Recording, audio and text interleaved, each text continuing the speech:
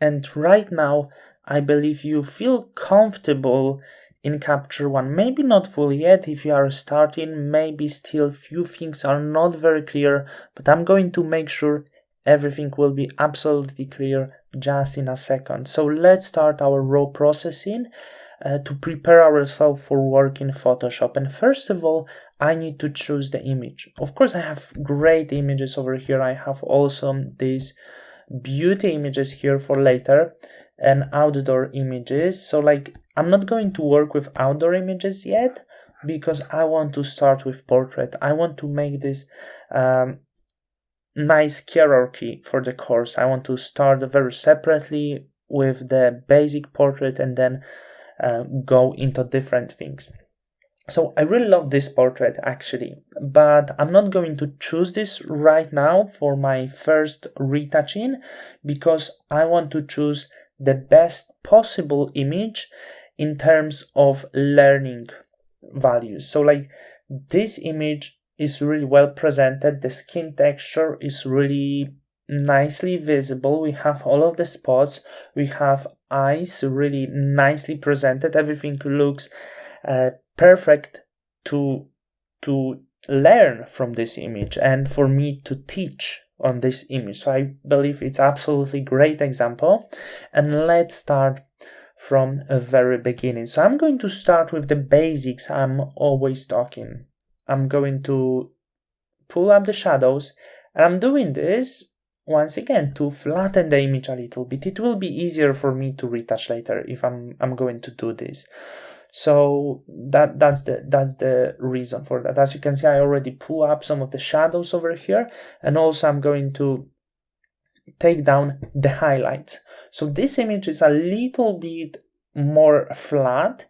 Also, we could lower contrast, so it's helpful, but the very important thing is, if you're going to flatten your image a lot right now, you're going to have more work later. So of course, maybe it will be easier for you to retouch, though you will have to work more later with contrast. So we actually make it easier for us, but we don't try to cross the border to make it later difficult for ourselves. So we make it easy, but also to make easy work with contrast later. So as you can see, I'm not doing much here, just shadows and highlights. Also, I'm not going to work really with white balance. If I would have a choice, I'd probably go a little bit more into cold tones.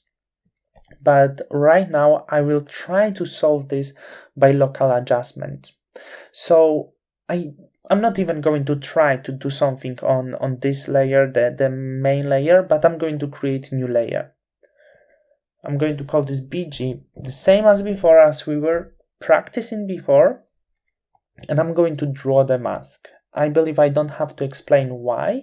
You can change your setting by simply hitting right or pressing Control and hitting, and all the informations you have here. I have auto mask, which is really great. So right now, what I'm going to do, I'm going to paint this quickly. Why quickly? Because I don't want to waste your time. You don't have to really rush in doing your retouch, even though time is important. But I'm just trying to do this quickly because I don't want to make you bored. This is very important for me. Here I didn't do right, so I will have to fix this area just in a second. Okay, I draw my mask. It worked here. Though right now I will have to switch my draw mask into erase mask. Well, I wasn't doing this well. Erase. And let's erase this over here. It was a little bit too much. Okay, so right now I believe my mask is not too bad. So we can move into color editor. And as you remember, I'm starting from advanced. So what I have to do at first using this eyedropper, I have to choose some color that will represent the background well, that allows me to pull down this warm background a little bit. So I think maybe somewhere here we have some of this solid color, and also over here on the bottom. two different areas, and let's try to use our hue rotation to get this color a little bit colder. So I'm going to pull up the saturation fully, and going with hue on the right, we can see we're actually getting into yellowish tones, but when we go in fully on the left, I'm actually getting a little bit colder tones. So like, I'm sure I will go with this, and maybe I would desaturate this a little bit. Also, I'm going to work with different one. So let's try with it. And once again, I'm going to pull saturation fully, and this one will work better for me. I'm going to take down hue fully and saturate, and right now my background is actually getting more sense. It's a little bit bluish, it doesn't have this purple anymore, so it's something close I wanted to. We can try maybe once again to work with it. I would take down hue, that would be too strong, and around this level that would be making me quite happy. I have this nice bluish color, which is really good to start working with. What do you think?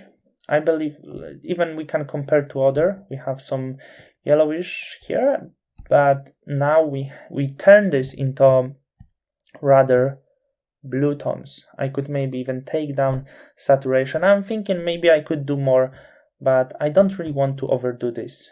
Like, not sure if that's a good idea, or actually that looks great. So I know I made a lot of layers over here, but I really feel this is giving me something I was looking for. So feel free to take a lot of selections to check all of the colors. So right now we can take care of the skin tone, but of course we have to come back to our background. So I'm going to color editor once again to the skin tone, and let's choose our skin tone, maybe somewhere here. So I would like to saturate this, or rather desaturate, and I think desaturating this a little bit will look slightly better. Not too much, just around maybe 3 points, and this image looks really good for me, and I would love to start working with Photoshop. I believe you're going to agree. Let's have a look at different images. I believe we did really soft and great processing right now. So let's go into exporting section, check everything, name it. I can name it as an portrait number 1. That will be our first portrait. Let's find the destination, choose folder, and that's not my folder for sure. I will walk through my messy desktop to my course, and I can choose, of course, as a processed. That will be the folder when I want to place my images.